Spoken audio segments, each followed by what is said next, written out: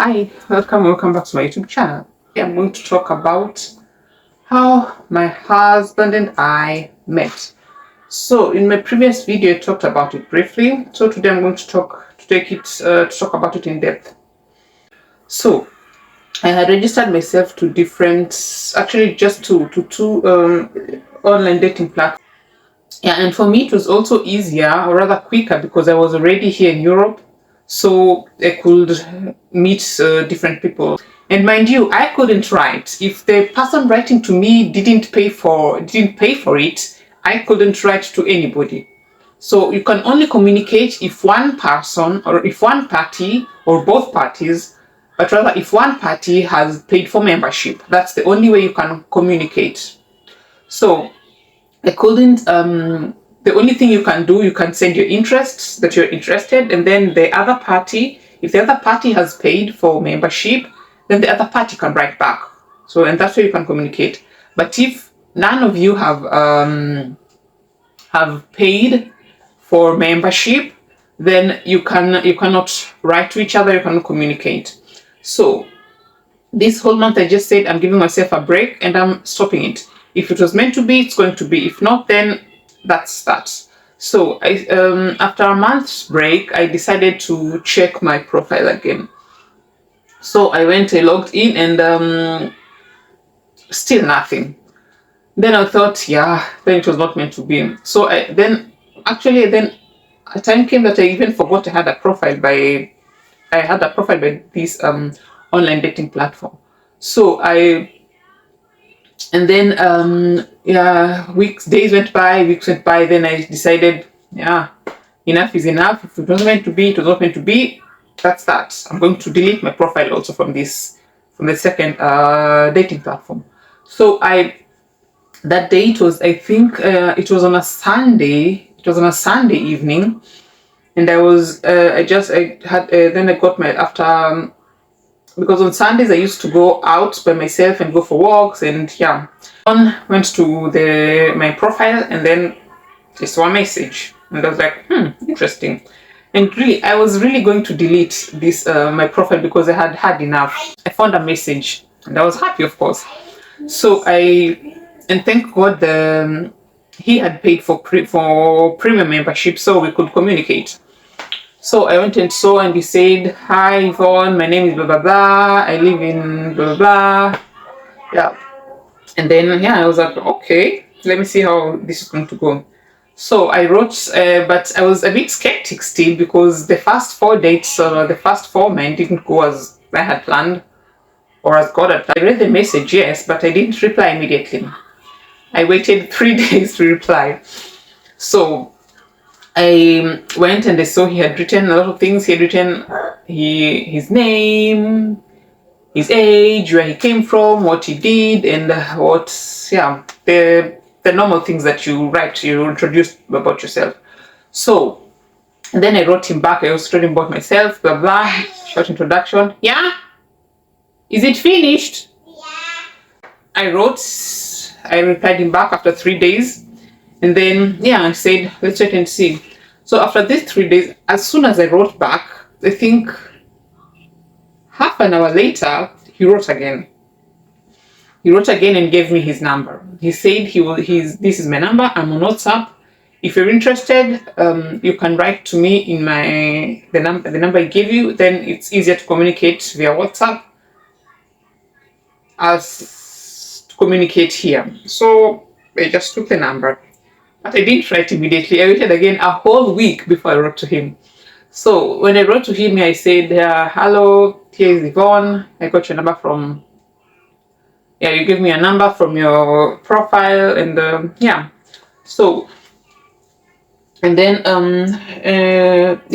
he's a working man. So that's because this time round I wrote to him not in the evening, or rather early in the morning. I wrote to him briefly and I said, I wrote to him briefly, and so he replied back that he was happy that I had accepted his number and that I decided to communicate. And so and by this time, I don't know, but deep inside me I felt like he was the one.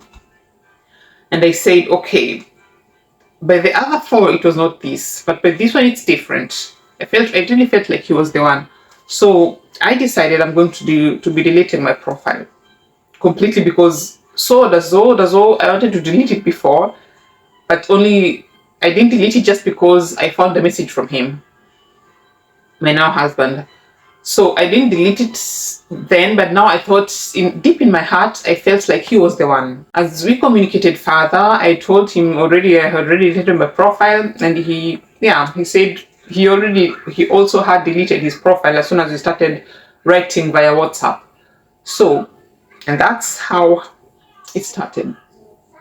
But a tip I would give you, if you're on these online dating platforms and if you're meeting someone, please, please, please, for your own safety, especially if you're in a foreign land and you're meeting a stranger in a foreign land, that's his country, and you are meeting him in his country. He knows different people, he knows different places, and you are just a foreigner alone. If you're a foreigner in a different country meeting someone, make sure it is at a public place, be it a coffee house, be it a supermarket, be it a restaurant, be it an ice cafe. Make sure it's a public place where you're meeting, and don't meet at night or in darkness. Make sure it's during the day at a public place. That's really, really important, because in a public place, it's safer for you, because you're in a foreign land, you're with a stranger. It's safer for you. And also, let's say if you're in Kenya and you meet someone, it's always the safer bet to let the person come to you in Kenya and not you to fly to the person, because that's also dangerous. Because you fly to a foreign country, you know nobody, you know nothing, you don't know the language. If anything happens there, what are you going to do? So that was just a little tip that I wanted to give you with this dating platform. It's really, really important to really, really be safe, and really always meet at public places. Always, always, always meet at public places. So with my now husband, we used always, because I used to be in Vienna and he used to be somewhere. It was a 1.5 hours drive. So he used to be free over the weekends. So most of the time, not every weekend, but every other weekend. Because I also told him, I've just advised you. It's a foreign country and I'm not yet comfortable coming over. By car it's 1.5 hours. By car is 2 hours. By train is 1.5 hours. I'm not comfortable. We don't know each other that good yet, that I come all the way from Vienna to come to you, and I don't know you yet that good. We don't know each other that well, and I'm coming to a strange place. I know nobody. My German was not that good by then, because I used to talk to the kids in English, so my German was close to the really basic German. And then in my head, I was thinking, yeah, you come from here, you go meet the man, and then if something happens, where are you going to go? Who are you going to ask for help? I told him, yeah, I'm not yet comfortable coming from Vienna, coming to you to meet you. Could you please be coming to me? If you want us to meet, please be coming to me. And I feel safer that way, and that's better also for me.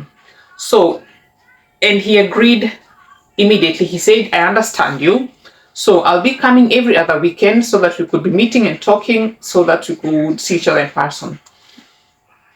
So the first meeting went really well. He booked a hotel in Wien, and because we had planned we were going to go to a restaurant, in the hotel restaurant where he was staying. So I came from the U-Bahn, and then I went through the U-Bahn station and up.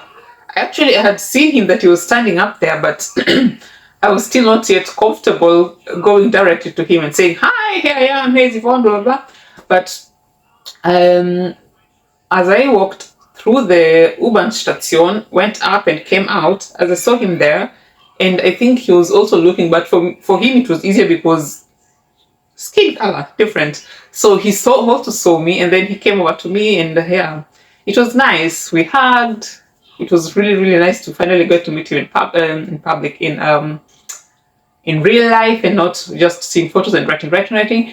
and he had bought me the most beautiful bouquet of flowers. It was sorry, it was a really big bouquet of flowers. I was wondering, how am I supposed to carry these flowers? So it was a big bouquet. He brought me a bouquet of flowers, and he had bought me, I think, he had bought me these flowers, and he had bought me a box of chocolates because I told him I love chocolates, white chocolate. He bought me a box of chocolates, and he had bought me also a hoodie, a grey hoodie, because I told him I love grey.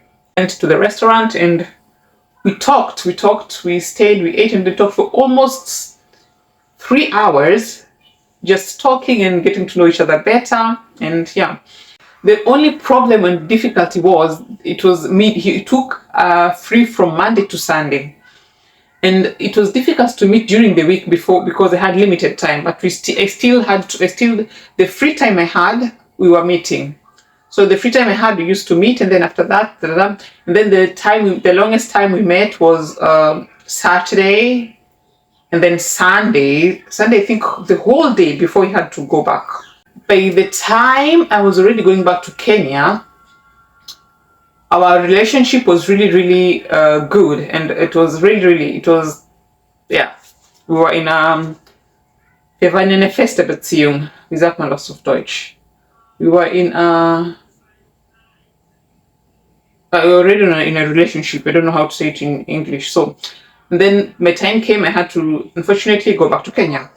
So, but by this time he was supposed to come to the airport to see me off, but he fell sick, horribly sick. He was in the hospital, I think, for a week or so. The time I was supposed to come home. So we video chatted as on the airport, and he was in his sick bed there.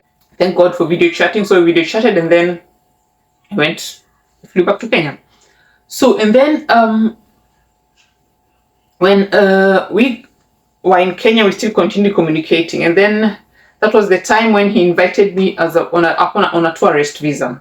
When I came on this tourist visa, he had already planned an engagement, because previously I had told him I don't like public attention. So for example, the people that propose to others in a restaurant, or I don't know, in a mall or so, I just told him that's not my thing. It's too much pressure on someone, because you don't want to hurt the person that's proposing. So it's a bit, I may say, too much pressure on someone. So having that in mind, when I came to this for the tourist visa, the time I landed from the airport, and my husband came to pick me up. So the airport picked me up, and then he told me it was, I think, almost 4 p.m. I was tired from the long hours of travel. So I came, and he told me he had reserved a place for us to eat if I had the energy. I was tired, but I just said yes.